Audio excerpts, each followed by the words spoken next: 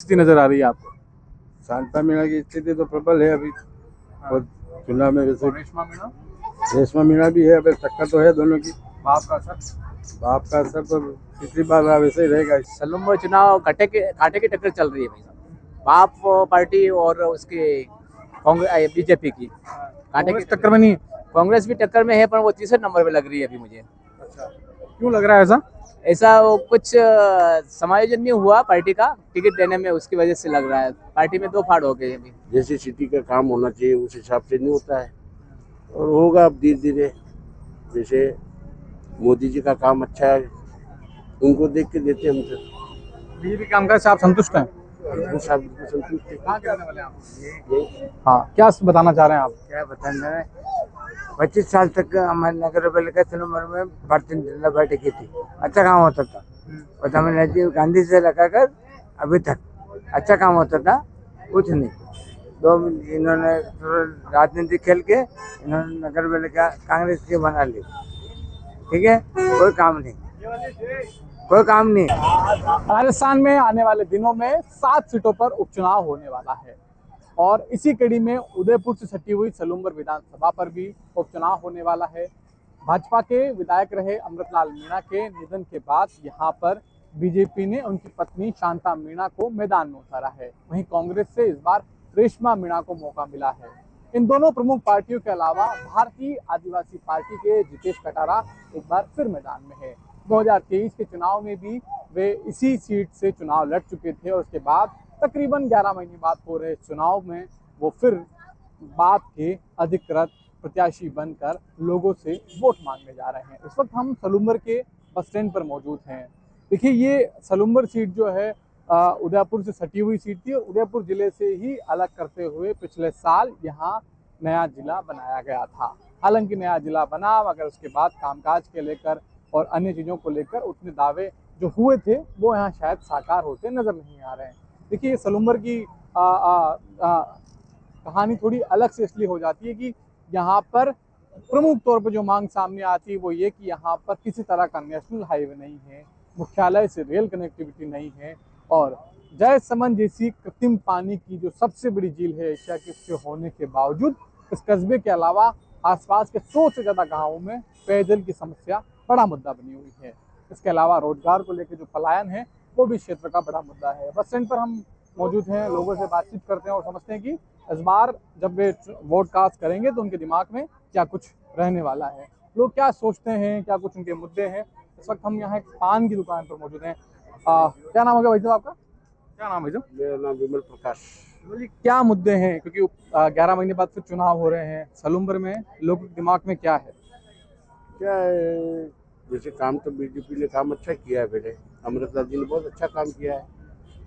अब जैसे अभी ये जिला बना है तो इसके लिए जो बन तो गया, लेकिन जो सुविधा चाहिए वो नहीं मिल रही ना अभी। क्या सुविधाएं होनी चाहिए, जैसे जिले के तौर पे आप क्या सोच रहे हैं? जैसे सिटी का काम होना चाहिए उस हिसाब से नहीं होता है, और होगा अब धीरे धीरे। जैसे मोदी जी का काम अच्छा है, उनको देख के देते हम तो। बीजेपी के कामकाज से आप संतुष्ट हैं? उस हिसाब से संतुष्ट है। कहाँ के रहने वाले हैं आप? ये हाँ, क्या बताना चाह रहे हैं आप? क्या बताना है। 25 साल तक हमारे नगर पालिका सलूम्बर में भारतीय जनता पार्टी की थी, अच्छा काम होता था। और हमें राजीव गांधी से लगाकर अभी तक अच्छा काम होता था, कुछ नहीं। इन्होंने राजनीति खेल के इन्होंने नगर पालिका कांग्रेस की बना ली। ठीक है, कोई काम नहीं, कोई काम नहीं, कोई काम नहीं। इस बार जो नगर पालिका का बोर्ड है उससे आप संतुष्ट नहीं है? नहीं, बिल्कुल भी संतुष्ट नहीं है। भले मेरे दोस्त है, हाँ। खास है लक्ष्मीकांत, तो वो सब मेरे दोस्त है, खास फ्रेंड है, फिर भी हम संतुष्ट नहीं। तो लोग यहाँ पर बीजेपी के जो माफ कीजिएगा कांग्रेस का जो स्थानीय बोर्ड है यानी पालिका का जो बोर्ड बना हुआ है उससे भी असंतुष्ट नजर आते हैं। शुभ नाम होगा भाई साहब आपका? कमल शर्मा। शर्मा साहब, क्या माहौल इस बार? माहौल तो देखो, मोदी जी की वजह से माहौल तो जमा हुआ है ही है, और जिसकी सरकार होगी उसका ही बनता है एमएलए, उसमें कोई दिक्कत नहीं है। लेकिन यहाँ की ज्वलंत समस्या ये है, यहाँ के जिला बनने के बाद यहाँ की कनेक्टिविटी नहीं रही। जिला बनने के बाद यहाँ की कनेक्टिविटी नहीं रही। यहाँ से उदयपुर से रतलाम रोड एक तो मिलाना, हाईवे बनाना, एक चित्तौड़ से अहमदाबाद जोड़ना, ताकि इसकी कनेक्टिविटी बढ़े और जिला का डेवलपमेंट जल्दी हो। दूसरा यहाँ पे हॉस्पिटल इन्होंने बनाया 10 किलोमीटर दूर, जिसका भी कोई यूज नहीं। इसकी वजह से पहले भी हमारे यहाँ से MP साहब थे, वो हार गए थे, भले अर्जुन मीणा। रघुवीर जी मीणा। हाँ। उनके हारने का मुख्य कारण 10 किलोमीटर दूर ले जाकर हॉस्पिटल लगा। यहाँ पे 25 डॉक्टर की यहाँ है, लेकिन उसके बाद 8 डॉक्टर यहाँ पे काम करे, और 10 किलोमीटर दूर कौन से डॉक्टर आ जाएंगे। इसलिए यहाँ पे, और यहाँ पे अभी 2000 से 2500 का आउटडोर है, और यहाँ से 4 और 20 किलोमीटर का रेंज लगता है। वहाँ से कितने आदिवासी आते हैं बेचारे, भटक के वापस जाते हैं। शांता मीणा की क्या स्थिति नजर आ रही है आपको? शांता मीणा की स्थिति तो प्रबल है अभी, और चुनाव में वैसे रेशमा मीणा, रेशमा मीणा भी है। अभी टक्कर तो है दोनों की। बाप का असर। बाप का असर तो पिछली बार रहा वैसे ही रहेगा, इससे ज़्यादा नहीं रहने का। क्या कुछ मुद्दे होते हैं, क्योंकि पान की दुकान आमतौर पे ऐसी होती है कि हर मुद्दे वहाँ पे टकरा जाते हैं, लोग कहीं कहीं आते हैं, बात करते हैं, अपनी बात बता देते हैं। क्या बड़े मुद्दे जो हैं वो आपके यहाँ पर कहीं कहीं नजर आते हैं? किस तरह के मुद्दों पर डिस्कशन ज़्यादा होता होगा? अभी किस तरह की चर्चा होती है? चर्चा तो मैंने बताया वही मुद्दे हैं। मैं यहाँ की पढ़ाई लिखाई को लेकर बात होती है कि एक साक्षर हैं और एक उतनी पढ़ी लिखी नहीं है, इस तरह की बात भी हो रही है कांग्रेस बीजेपी के तुलनात्मक रूप में। अक्षर ने निरक्षर तो राबड़ी देवी बनी थी। अक्षर और निरक्षर में कोई मतलब नहीं है, काम तो गवर्नमेंट करती है, और कोई भी आएगा वो भी करेगा काम। और बोलने वाले हैं तो सब बोलने वाले हैं, और बीजेपी इसमें प्रबल है, इसलिए वैसे हो गए। कांग्रेस है, उसमें भी बड़े बड़े दिग्गज है। काम तो ज्वलन समस्या है जो लोगों के सामने, रोड और रोड लाइटें हर कोई लगाता है, उससे कोई लेना देना है नहीं। और जो मुद्दे हैं वो तो शांता भाई को भी पता है, रेशमा जी को भी पता है कि यहाँ के मेन कनेक्टिविटी के जो मुद्दे हैं मेन, कभी ये कटा सटा। अभी 70 किलोमीटर एरिया में कोई जिला भी नहीं है, और यदि हमारे भजन लाल जी ने इनको कैंसिल करवाने का किया तो उनको भी अगली बार उनका भुगतना पड़ेगा। जिला कैंसिल हुआ तो नुकसान होगा बीजेपी को? जरूर होगा, जरूर होगा नुकसान। चलिए, आप कस्टमर भी निपटाते रहिए, हमारी बातचीत के साथ साथ और लोगों से हम बातचीत करते हैं और पूछते हैं कि हाँ भाई साहब, क्या बता रहे थे, क्या मुद्दे बच गए, क्या बच रहे थे आपको? बता दिए उन्होंने, जो भी बात है वही बात है। उसमें कोई ओवरऑल क्या स्थिति है? हाँ,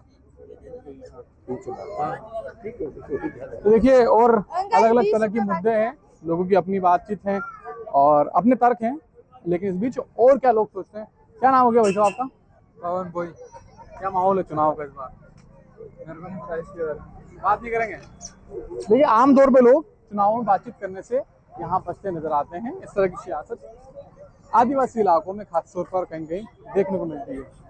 कहाँ के रहने वाले हो भाई साहब? बम्बोरा। आपकी विधानसभा कौन सी लगती है? वल्लभ नगर। तो ये दूसरी विधानसभा के हैं जो यहाँ पर खरीदारी करने के लिए पहुंचे हैं, क्योंकि ये इस विधानसभा के नहीं है, इस वजह से इनसे बातचीत करना। आप लोग बात करेंगी? आपके यहाँ सफाई व्यवस्थाएं कैसी है? अगर आप बात करें, आपसे पूछा जाए तो बताइए क्या व्यवस्थाएं हैं? सफाई व्यवस्था, सरकार के कामकाज से कितने संतुष्ट हैं आप लोग? नहीं,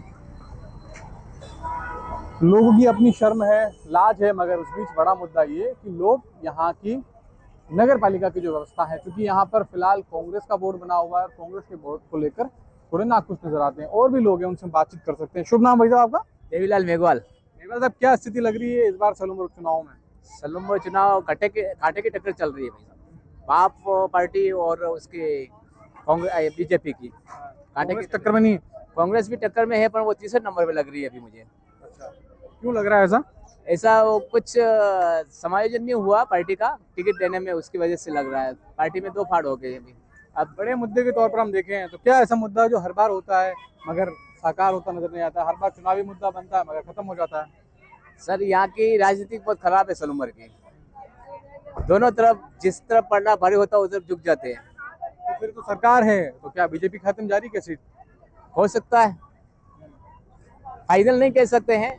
जोर हमारा वो तो मतगणना के बाद ही क्लियर होगा। मतगणना के बाद ही डिक्लेयर होगा। कुछ भारी पड़ रही बीजेपी है। बीजेपी सलूमपुर से भारी पड़ रही है। रघुवीर मीणा भी यहाँ से कई बार चुनाव लड़े हैं, सांसद विधायक यहीं से गए हैं। क्या लग रहा है इस बार वो दिख नहीं रहे हैं, रेशमा मीणा के समर्थन में आए नहीं है? नहीं, उसके समर्थन में बहुत कम आएंगे। कारण वो रघुवीर जी के समर्थन में ज्यादा हो रहे हैं। तो कांग्रेस में जो फूट है उसका नुकसान सीधा सीधा कहीं कहीं आने वाले दिनों में दिख सकता है। आने वाले दिनों में सामने दिखेगा। और बीजेपी तो सलूमपुर से हमेशा आती रही है और आएगी, ऐसा लग रहा है। कांग्रेस के मुकाबले बीजेपी मजबूत है। हाँ, कांग्रेस के मुकाबले बीजेपी मजबूत है और टक्कर होगी आप पार्टी की, इन दोनों की। ये देवीलाल जी का कहना है कि भारतीय आदिवासी पार्टी यहाँ पर कांग्रेस से ज्यादा मजबूत स्थिति में नजर आ रही है। और दुकानदारों से बात करते हैं और पूछते हैं कि क्या कुछ वो लोग सोच रहे हैं। भाई साहब, चुनाव आ गया है, वोट होने वाले हैं, क्या कुछ ऐसे मुद्दे हैं जो हर बार होते हैं मगर सक्सेस होते नहीं है, बस चुनावी मुद्दे बन के खत्म हो जाते हैं? वो तो बरसों की कहानी है, वो चुनावी मुद्दे ही रहेंगे। मतलब राजनीतिक पार्टियां तो अपनी रोटियां सेकती है और विकास तो इतना होता नहीं जितना पब्लिक को चाहिए। क्या मुद्दे हैं वैसे यहाँ के? क्या अगर 3 मुद्दे अगर समस्या रहती है, बहुत सारी समस्या रहती है, ट्रैफिक की समस्या रहती है और अतिक्रमण की रहती है, ये भी सोल्व नहीं होती है, हमेशा वही चलती रहती है। जिम्मेदार कौन सी पार्टी या कौन से पार्टी के लोग? ये कोई किसी पार्टी की जिम्मेदारी थोड़ी है। अभी जिसका बोर्ड है वो ध्यान नहीं दे रहे हैं। ध्यान देते हैं पर पब्लिक भी अतिक्रमण ज्यादा करती है तो नहीं मानती। अभी दिल्ली पुलिस की गाड़ियां आती है, थोड़ी देर बाद वही हालात हो जाते हैं। कौन भारी पड़ रहा है यहाँ पे? बारी तब चुनाव पे ही पता लगेगा। हाँ आप टक्कर में हैं यहाँ पे भारतीय आदिवासी पार्टी? है, पर देखो यहाँ पे इतना नहीं है, पर वो जोर तो लगा रहे हैं। बीजेपी कांग्रेस में दोनों में से अगर देखा जाए तो यहाँ पर लोग किसके पक्ष में ज्यादा बातचीत करते हुए? क्योंकि आप चौराहे पर हैं, दुकान लेके बैठे हैं। आपकी सही है, राइट है। उसमें क्या है, कभी पार्टियों में वो गुटबाजी वाला हो जाता है। जैसे अभी रघुवीर जी को मिलना था और रेशमा जी को मिल गया इसमें कांग्रेस में यूं, और जैसे बीजेपी में वो नरेंद्र जी को था भाई उनको मिलेगा टिकट, पर वो शांति देवी अमृतलाल जी की मिसेज को मिल गया। तो उससे अब देखो फर्क भी पड़ता है। अब देखो कौन बाजी मारता है।